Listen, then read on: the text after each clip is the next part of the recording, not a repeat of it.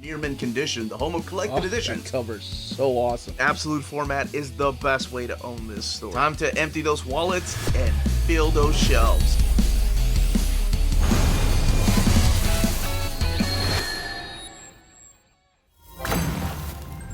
Happy Monday, all you minties. Uncanny Omar here from Near Mint Condition, the home of collected editions. And join me today for your advanced look at the Incredible Hulk by Byrne Casey Omnibus from Marvel Comics. So let's go ahead and get started.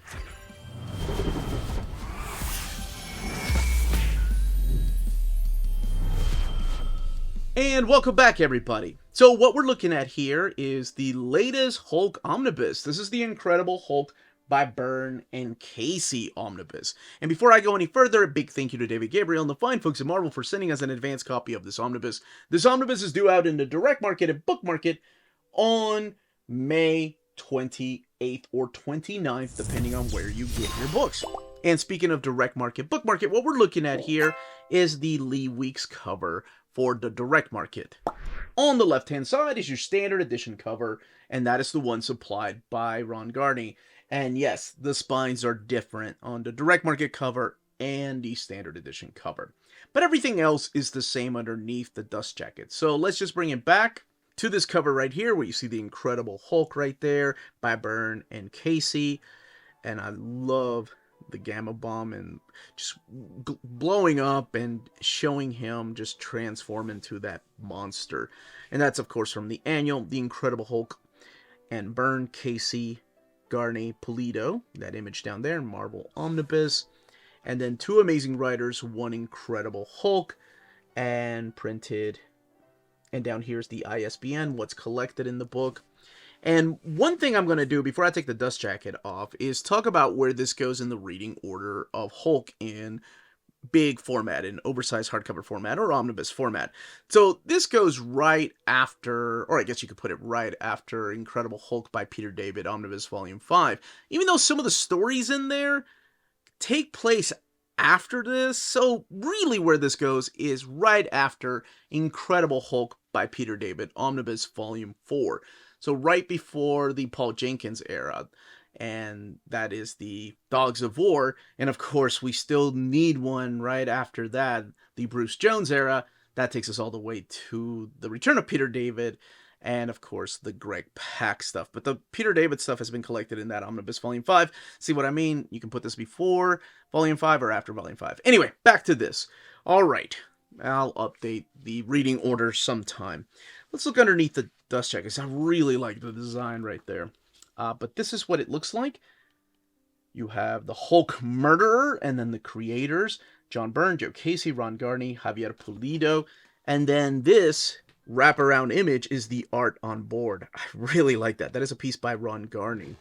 All right, we're going to crack the book open and showcase the artwork, talk about what's collected in here, look at the build of the book. And as always, make sure you keep an eye on the description of the video because that's where the timestamps will be to let you know when I'm about to talk about something spoilery in case you don't want to know anything about a particular storyline. All right, let's go ahead and open this up. You have these purple end sheets. I love that. The title page to Incredible Hulk by Byrne Casey. On the left-hand side, you have the credits, like your writers. So obviously more than John Byrne and Joe Casey, because you have Christian Cooper and also Jerry Ordway, Glenn Greenberg, and Eric Larson, just to name a few. As far as your pencilers, you have Javier Pulido, Ed McGuinness, Ron Garney, Douglas Wheatley, just to name a few. And inkers, Sean Parsons, Douglas Wheatley, Larry Malstead, just to name a few of them. And colors, Steve Buccellato, Mary Jevons, and Mark Bernardo, as well as others. And then your letters like John Workman and Bill Oakley. Editors at the time, and then this is a quick recap as to what happened in the previous run. So before I talk about that, it's going to be a little difficult without going into spoilers, let's talk about what's collected in here. So collected in here is Incredible Hulk 468 to 474, but 2 pages from 467, which I'll explain here in a second, and Hulk 1 through 11, that's the relaunch of the series in 1999, Hulk and Submariner Annual 98, X-Men and Hulk Annual 98, Hulk Annual 99, and then Rampaging Hulk 1 through 6. The book has 768 pages and retails for $100. Now, What happened previously was something huge, and I'm not going to spoil that, but before reading this, I strongly suggest reading the Incredible Hulk run by Peter David, because Peter David leaves Incredible Hulk and does something, like gives the character of Bruce Banner a new status quo. And that's where Joe Casey comes in to kind of wrap up that volume before they relaunch it a little bit later. But before he was able to do that, we do get an annual. Now, I'm going to be as vague as possible. Bruce Banner is wanted for something, and so is the Hulk. And here, at the very beginning, actually, this is a really dark opening because it starts off with just this suicide attempt by him. And it actually says this issue portrays characters dealing with suicide, so that's something to keep in mind. He's trying to kill himself, but he stops. He realizes that he can't. So instead, he's dragged underwater. And that's what kicks off this omnibus. So before actually Joe Casey and Javier Pulido can take over the book, we have a couple of annuals. And the first one is against this fight against Namor, but it's really not Namor because it's this illness that's going around and killing a bunch of Atlantis, and it's known as the Black Tide. It's this plague, and it's polluting the ocean, caused, of course, by the surface world. And the Hulk gets dragged into this particular story. Just like he gets dragged into the X-Men story when him and Nate Gray actually have to team up to go and fight against Thanos. It's a really interesting story that takes place in between the Peter David run and the Joe Casey run.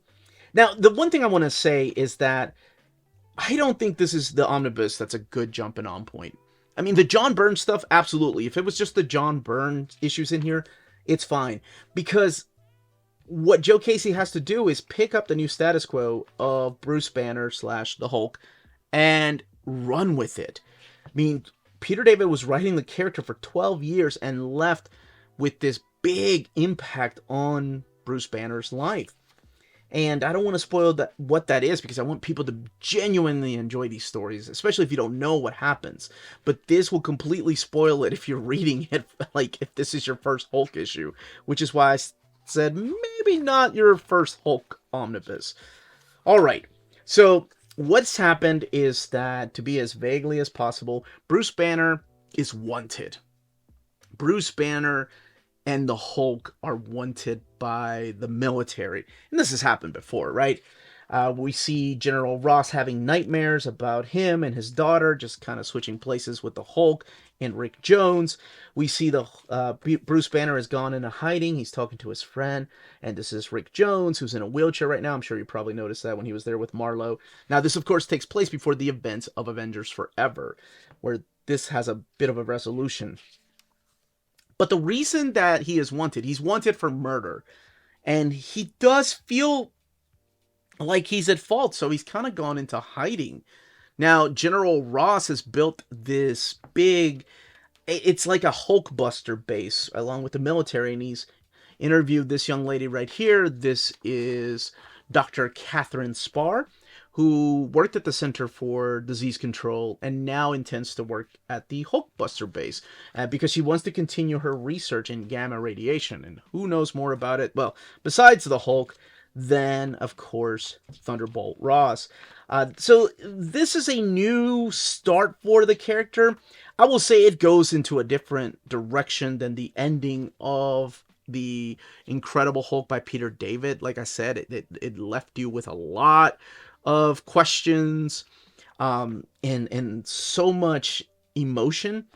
But I mean, what else are you going to do? This is the fight against the Super Adaptoid. And then eventually, like, he gets to fight the Circus of Crime right here with the clowns when he heads to Vegas. And there are ties to the time that he came here as Joe Fixit. Meanwhile, Ross and Dr. Spar still trying to find him. And McGinnis jumps in for a couple of issues to draw these Circus of Crime stories, or the clowns of the Circus of Crime. And then we have a really interesting, surprising return of this character. This is Cunax, who showed up way early in the... Actually, it's all the way back in the Tales to Astonish. As a matter of fact, he tells him here. But he's here because he needs the Hulk's help to go back to a planet. Is it necessarily his? Well, you can find out. But it does have something to do with the Watcher, and of course, there's some twists and turns. And Bruce at this point is in a state of mind that he needs to leave Earth because he needs to atone for the sins that he's committed. We see the return of the abomination here, and that story itself against Thunderbolt Ross has a huge twist and turn. And so much so I gotta be careful flipping through here because I don't want to spoil what happens in there. Eventually they do make it to the Watcher, and like I said, a couple of twists and turns, and that's pretty much all I will say about this run.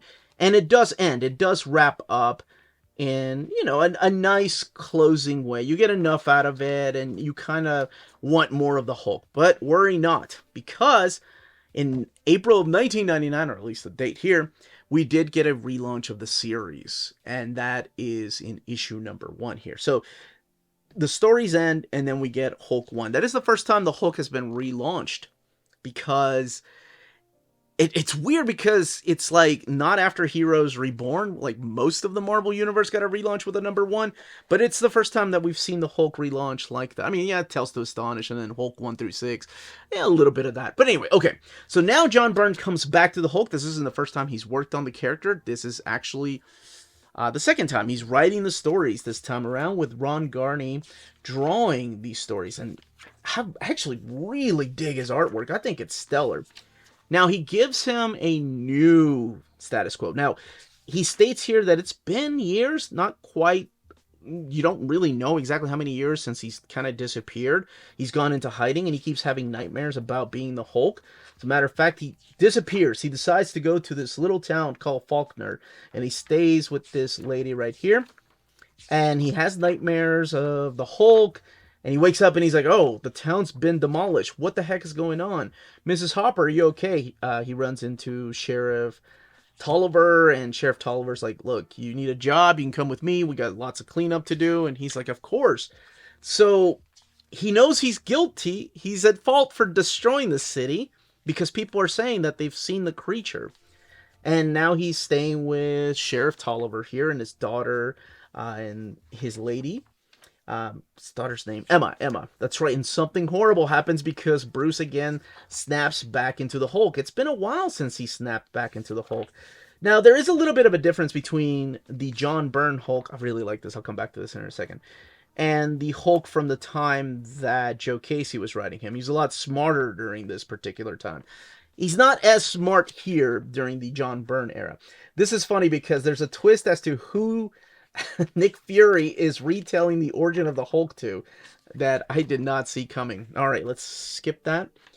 So, yes, he is in this small town called Faulkner, and now he is destroying it. But when you're reading this, you're like, why is he being so evil? Like, he is purposely going out there and just wrecking things. As a matter of fact, in the 3rd issue, he, wrecks this airliner right here. And, I mean, just rips it to shred, killing so many people. And I understand that John Byrne was coming in with the new status quo. But you have to think, as you're reading this, is he evil? Is he trying to make the Hulk evil? Well, you can find out exactly what's going on with the Hulk. This is a really interesting story where you get 3 different people's version of the Hulk. But it's also interesting because you have the return of Sal Buscema drawing the Hulk. Mark Tex right there, drawing that particular issue, and then you have the Man-Thing issue. Byrne's run on the Hulk really felt like a new entryway to get into the Hulk. And, he's walking the Earth again, just trying to be by himself, feeling guilty for something that happened in the previous run, in the Peter David run, and still having to deal with that.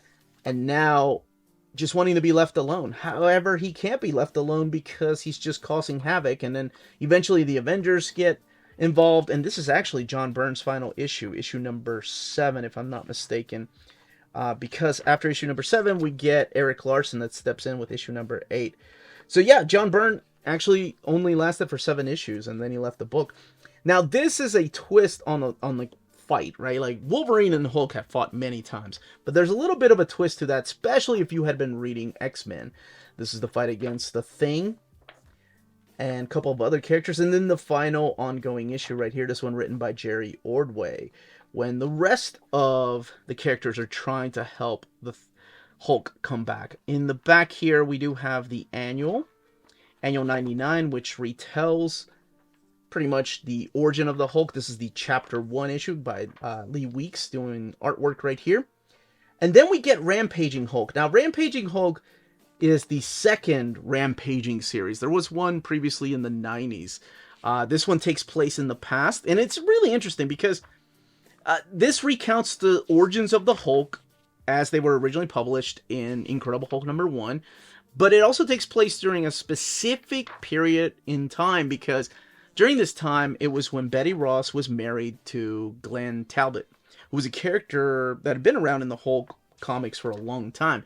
So you're looking at, post, of course, issue 158 when they got married, and then right before issue 238. So you're looking somewhere around there. It's not really specific as to when, but it is kind of one of those retro series.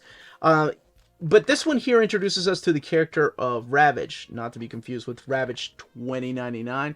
But this is Professor Jeffrey Crawford, who, in an attempt to teleport with a very the Fly type of story, he ends up getting gamma radiation and becomes this character known as Ravage. You have Rick Leonardi doing the artwork there, Dave Ross doing some of the artwork, and all of this written by Glenn Greenberg. Now, I will say, it's really strange, because everything here in this series, there's only 6 issues, right? All the art looks smooth, and then you get to issue number 4, and it seems like the scans in this issue just are not up to par. Like, if you can, I don't know if you can tell through the video or not, but like the difference in between that and something as clear and crisp as that. And I know these were available digitally, which makes it easier for them to put the files to a printer. But for some reason, it's just this one issue. It just looks pretty rough. Like, the scans aren't good in this issue. And then you're back to normal in the next issue. It's just that issue number 4.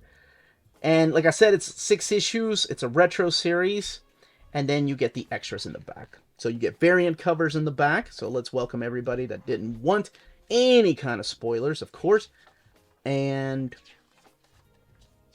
interviews, articles from Marvel Age, and house ads, original art, the Wizard covers, and then your end sheets. Now, I'm gonna talk about the build of the book first. So this book is printed at the Mega Print. It has 768 pages sewn binding, and there is that eye. Does it need a big an eye like that? No, absolutely not. As a matter of fact, you would have been fine with just a smaller eye. Now, let's talk about the paper stock, because it's glossy paper, and it's actually thicker than... Actually, it's actually thicker than the Donley and iMac printer of late. So, it's got that going for it. All right. Now, really quickly, I want to talk about spoilers. For the people that don't care about spoilers, I'm going to talk about big spoilers for the ending of The Incredible Hulk by Peter David.